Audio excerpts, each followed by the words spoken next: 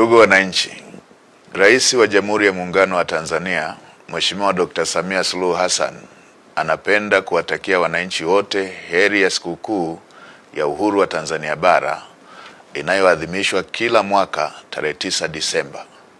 Aidha, serikali inawashauri wananchi wote ambao tarehe 9 Disemba 2025 hawatakuwa na dharura kuitumia siku hiyo kwa mapumziko, hivyo kusherehekea siku hiyo wakiwa nyumbani, isipokuwa kwa wale ambao majukumu yao ya kazi yanawataka kuwepo katika vituo vyao vya kazi kama ambavyo wataelekezwa na viongozi wao.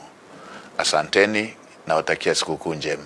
Fadhakir innama anta mudhakkir lasta alayhim bimusaytir.